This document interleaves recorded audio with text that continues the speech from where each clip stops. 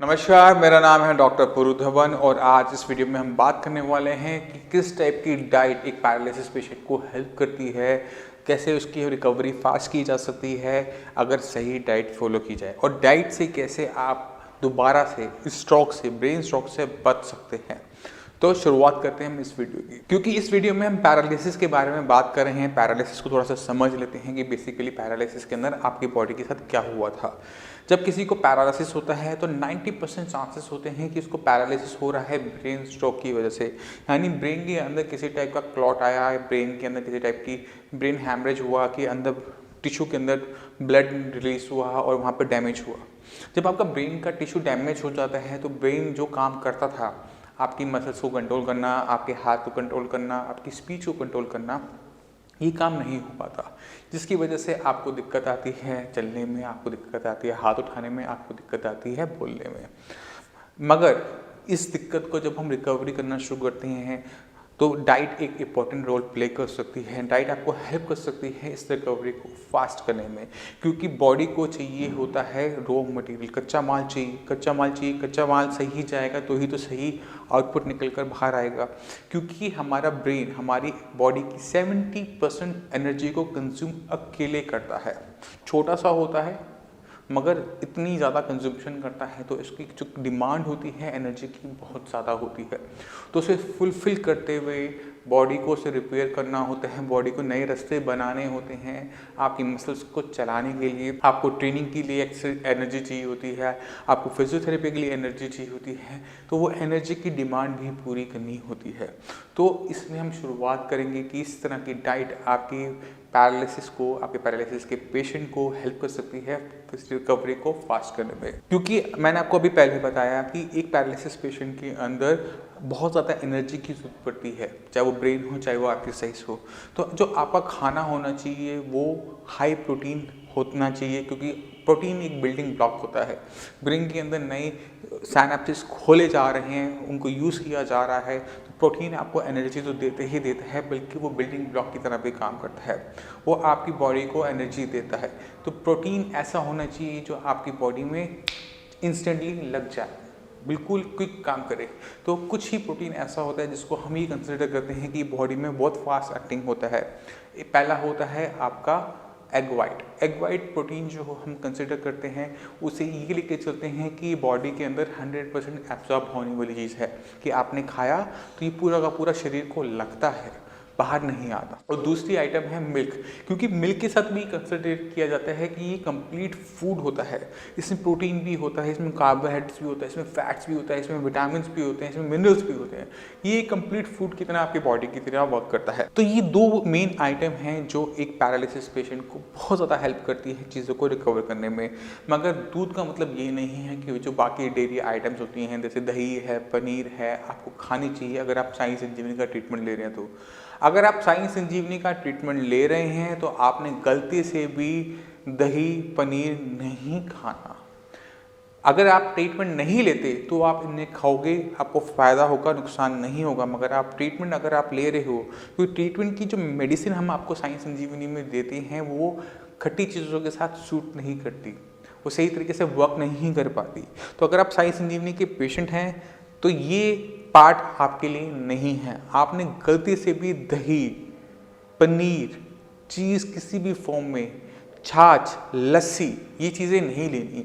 आप क्या ले सकते हो? दूध ले सकते हो, जितना चाहो उतना दूध लो। जितना दूध आप पियोगे, जितना मिल्क इंटेक आप करोगे, आपकी बॉडी को एनर्जी मिलेगी, प्रोटीन मिलेगा, ताकत मिलेगी, वो पहले से बेटर काम करेगी। मगर जब आप साइंस इंजीनियरिंग का ट्रीटमेंट ले रहे हो तो चीज़ें जो मैंने आपको मना की हैं आपने नहीं लेनी।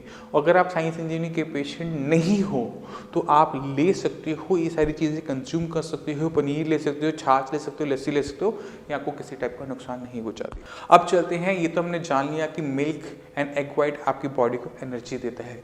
मगर अगर आपने मिल्क ले भी लिया, आपने एग ले भी लिया, इसका मतलब ये नहीं होता कि यह आपकी बॉडी को लगेगा, क्योंकि इसको लगने के लिए हमें चाहिए आपके मेटाबॉलिज्म।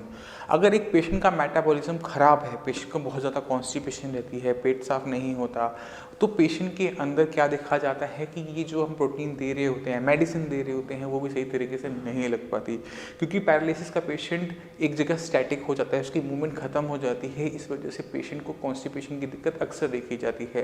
पेशेंट की बॉडी में मूवमेंट ना होने की वजह से, सेडेटरी लाइफस्टाइल होने की वजह से मेटाबॉलिक डिसऑर्डर्स होने शुरू होते हैं। और यही मेटाबॉलिक डिसऑर्डर ना सिर्फ फूड के साथ बॉडी में एब्जॉर्ब नहीं होने देते, वो किसी मेडिसिन जो हम देते हैं वो भी एब्जॉर्ब नहीं होने देते।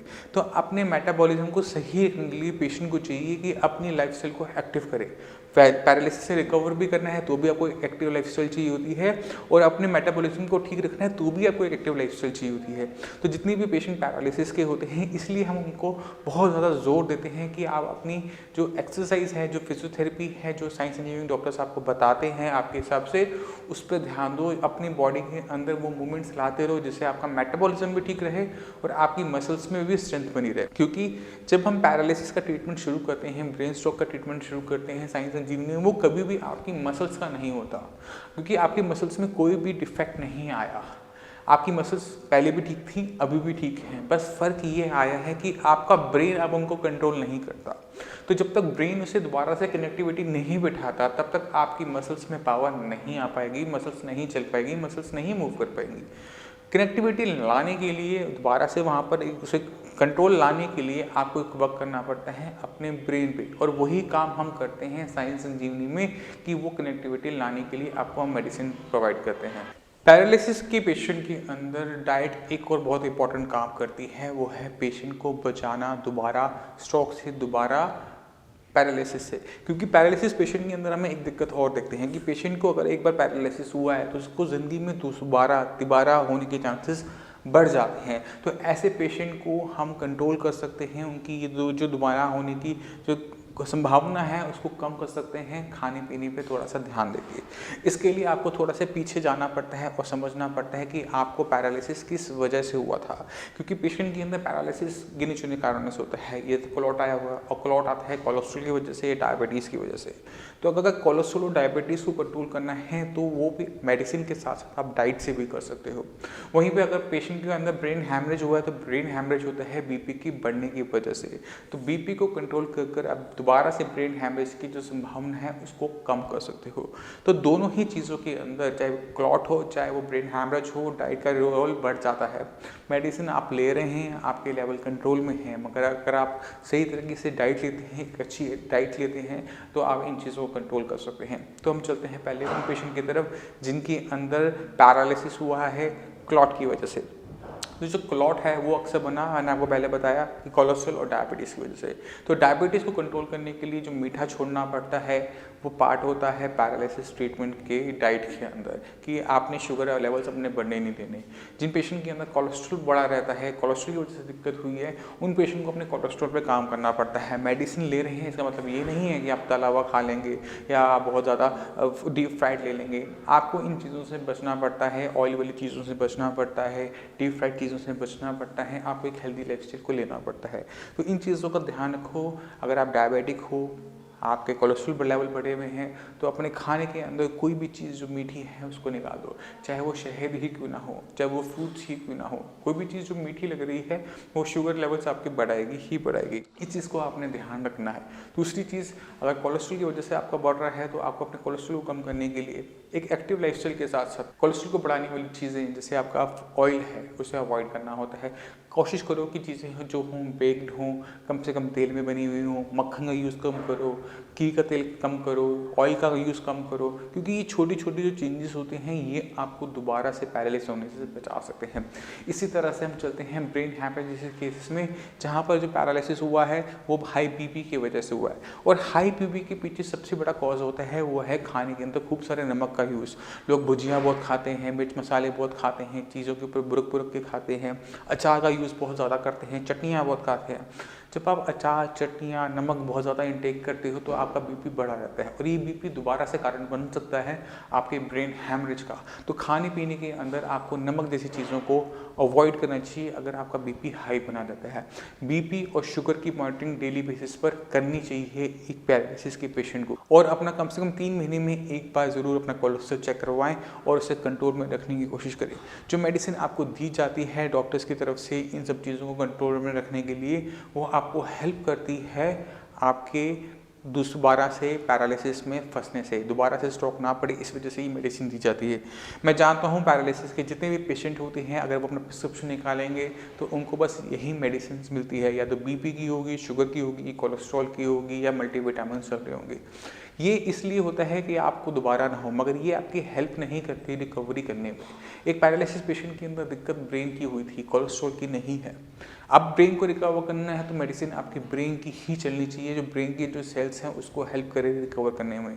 मगर ऐसी मेडिसिन एलोपैथिक मेडिसिन में ना होने की वजह से पैरालिसिस के पेशेंट बहुत लंबे टाइम तक देखते हैं कि वो ठीक नहीं हो पा रहे। वहीं पर जब साइंस संजीवनी का ट्रीटमेंट स्टार्ट किया जाता है, साइंस संजीवनी का ट्रीटमेंट आपके ब्रेन में होने की वजह से, जहाँ पर दिक्कत हुई है वहाँ पर होने की वजह से जो रिजल्ट्स हैं आपको फास्ट देखने को मिलते हैं। इन रिजल्ट्स के बारे में आप और जान सकते हो साइंस संजीवनी की वेबसाइट पर जाकर, sciencesanjeevani.com पर जाकर आपको, और जो पेशेंट्स होते हैं पैरालिसिस के, आप हमारे चैनल्स पर जाकर और पेशेंट्स की वीडियोस को भी देख सकते हो, कैसे एक्सरसाइज की जाती है, कैसे फिजियोथेरेपी करवाई जाती है, कैसे साइंस संजीवनी पैरालिसिस के पेशेंट के अंदर चेंजेस लेकर आता है। ये सब कुछ आप देख सकते हो खुद विजिट कर। दोनों की लिंक डिस्क्रिप्शन में हम छोड़ रहे हैं, जहाँ पर जाकर आप विजिट कर सकते हो।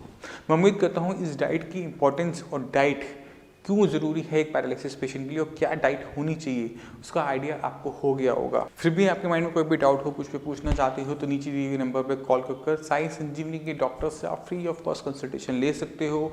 आप नीचे दिए हुए नंबर पर कॉल कर अपॉइंटमेंट लेकर मुझसे भी आकर मिल सकते हो। आप हमारी साइट sciencesanjeevani.com पर जाकर एक छोटा सा फॉर्म होता है, उसे फिलअप कर आप अपनी दिक्कत को हमें बता सकते हो। एक बार डॉक्टर से देख लेता है, समझ लेता है, उसके अकॉर्डिंगली आपको पैरालिसिस का, ब्रेन स्ट्रोक का ट्रीटमेंट आगे समझाया जाता है। फिर भी आपके माइंड में कुछ भी रह गया हो, नीचे कमेंट कर आप हमसे पूछ भी सकते हैं। इसी के साथ मुझे चलने की आगे दीजिए। धन्यवाद।